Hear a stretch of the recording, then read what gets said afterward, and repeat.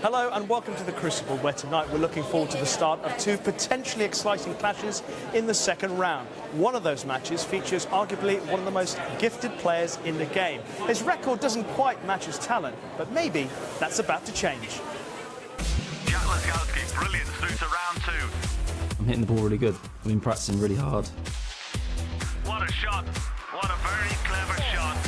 The hard work's kind of paying off. I think I'm turning into a much tougher player, I guess, all round. Brilliant. Absolutely brilliant. I'm just working on myself. Trying to get sharper in every department. That's a fabulous pot. I've had 10 years of being out in the Crucible now, so it's about time I just kind of settle into it. Beautiful strike of the cue ball. Beautiful. I'm playing really good, you know. I fancy beating everyone I play this week. Can I do it?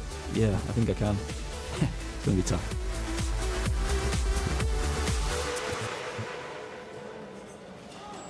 Former world champion John Parrott and I just hanging out outside the Crucible Arena, as you do on a Saturday night.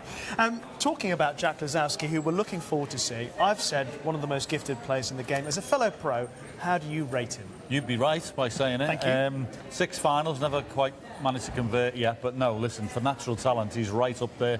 It's a mirror image, really, of Ronnie O'Sullivan's cue action, a left-handed version of it.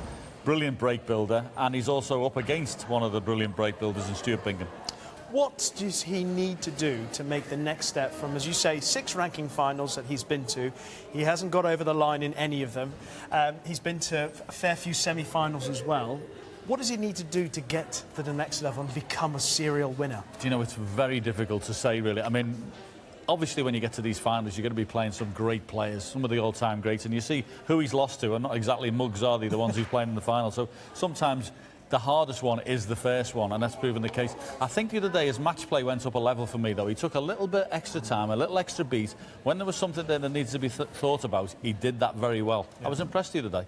What about Stuart Bingham, 2015 champion? Watching him on the practice tables and watching him in his first round match against Gary Wilson, he looks so switched on and focused and really determined. Yeah, and he's always been a massive scorer. You know, if you want regular century breaks, Stuart is your man. He's working a bit with Chris Henry, which is something. Maybe he's trying to find a little bit of extra for his game. But he scored really well. He was the better player in the Gary Wilson match, that's for sure. And he's a very dangerous... This is a game that should suit both players. What about the match on the table next door? Kyren Wilson beat Dominic Dale very comfortably, up against a young man who defeated his mentor. Joe O'Connor beat Mark Selby. Yeah, that was probably a good draw for him. I mean, in respect to the fact there was no fear factor. You know, he's grown up playing with Mark, knows him very well. It was a good draw for him and a bad one for Mark. He played well. His long game was excellent. But he's up against Kyren Wilson, who I thought was striking the ball beautifully. I watched him in the practice room the other day. He was absolutely striping it. So he looks like he'd be in confident mood. Another day, another a bit of experience for Joe out in the arena. See how he copes with this one today. Yeah, looking forward to both matches. But in the meantime, let's bring you news on what else has happened today at the Crucible. An attritional encounter between CJRW and Jack Jones finally came to a conclusion an hour ago. Jones led 9-7 going into the third session. The first 4 frames which were shared took 2¼ hours. The Welshman came back after the interval, got the 2 frames he needed to secure a 13-9 win. And he will now play Judd Trump in the quarterfinals after the 2019 champion won the 2 frames he needed going into the third session against Tom Ford in relatively quick time. It was yet another performance from the world number 2 that suggests he's feeling in very, very good form. I'd rather be 11-5 in front than 11-5 behind, so it wasn't too bad. I think you obviously don't want to let it go on too long because this is the kind of place where the crowd get involved. When they feel like someone's the underdog, they get behind them. So it's important to kind of shut that down as quick as possible. But yeah, I think it was a solid performance overall from start to finish, really. I didn't do too much wrong. Just sort of quietly going about my business and able to win quite comfortably in the end. Used to look at the draw and hope this person came through and not that person. Now I don't care. I think the worst thing you can do is wish someone to win, because then they end up playing amazing against you or something like that. So, no, I think for me it's nice just to be through, and I can just enjoy that game now, let them stress out, and hopefully it goes close. Now elsewhere, Steve Maguire has extended his lead over Sean Murphy and now leads 10-6 over the 2005 champion. Well, there's nothing to split world number 3 Mark Allen and the 4-time champion John Higgins, who are 4 apiece after their opening session. Let's chat about Judd Trump, who is looking imperious so far. He's been very relaxed around the venue, seems really quite confident, happy where his game is. Took a little bit of time off coming into it to try and be fresh, because he's having a great season, winning all the tournaments he has done. So he thinks he's prepared well. Wasn't really pushed by Tom Ford, who's a little better than the way he played, let's be honest. He missed a few soft ones he normally wouldn't. But no, Judd's looking good and feels confident and looking forward to it. Just without wanting to look too far ahead, that bottom half of the draw with Judd and Ronnie and 1 or 2 others looking quite tasty. Yeah, you are looking too far ahead. Sorry, but I know what you mean. I can't help it. I know everybody's looking at it and thinking, oh, Judd versus Ronnie in a semi would be an absolute classic, but there's a lot of snooker to be played before that. Yeah, because Judd plays Jack Jones next. Now, I said the match between he and Si Jiawei was attritional. Yeah. It was very hard to watch, in all honesty, as a snooker fan, because neither player looked comfortable. No, and it was very hard to play in as well. They are horrible matches. The balls went awkward lots of times. There was 40s and 50s, and lots of games where the balls were on the cushions and all. And Jack Jones just stuck in there, played hard match play, and to be honest with you, it wasn't really the type of match Si Jiawei wanted after having the 10-9 with Mark Williams, but that's what you've got to put up with. How does Jack Jones switch into his best mode? Is that easy to do from a match like that ahead of your next one? Another match, another day, another occasion. Who knows how the balls will open?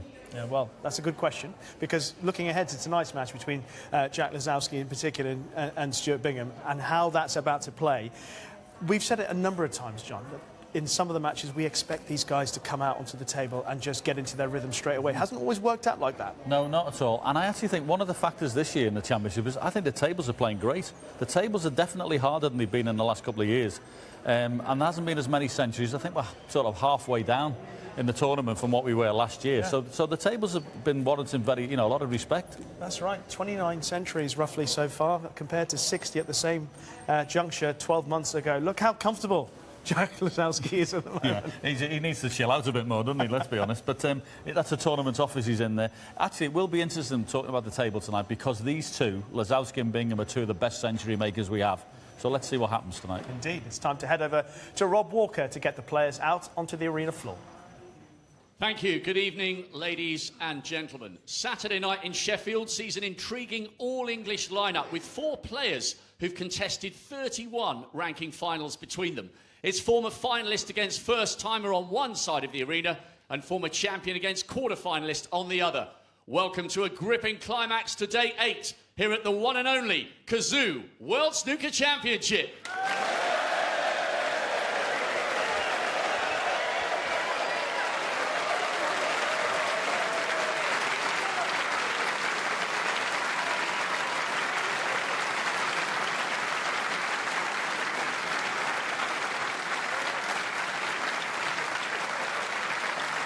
Please welcome a player who had an incredible maiden match on the biggest stage of all, beating good friend and 4-time world champion Mark Selby on Monday. What a week he's having.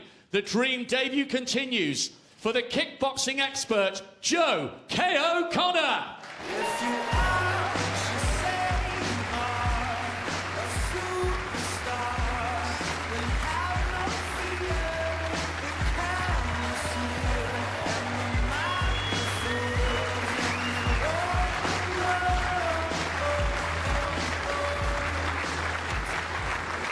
And his opponent, a player who produced his best snooker of the season against Dominic Dale with a 1-2-3, a 96 and 7 other half centuries. Runner-up 4 years ago, twice a semi-finalist and winner of 5 ranking titles. Here comes the warrior, Kyren Wilson.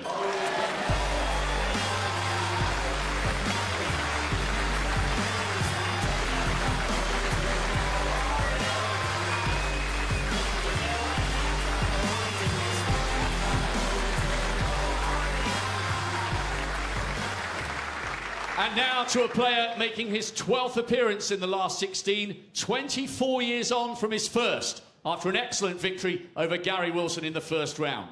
Made the semis 3 years ago. Champion, of course, in 15. He is a brilliant break builder at his best. He's the pride of Essex. He's Stuart Ball Run Bingham.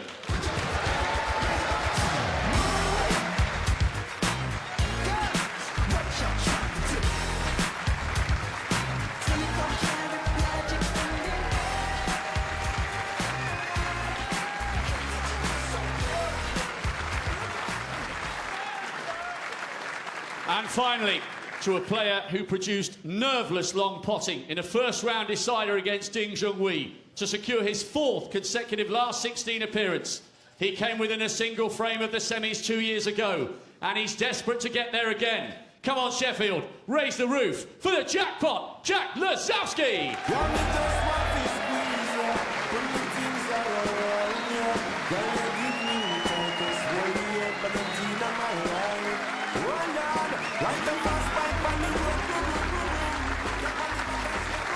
Don't forget to use the red button, BBC iPlayer, website and app to watch Kyren Wilson and Joe O'Connor, while we concentrate on Jack Lazowski and Stuart Bingham. Time to say good evening to Ken Doherty.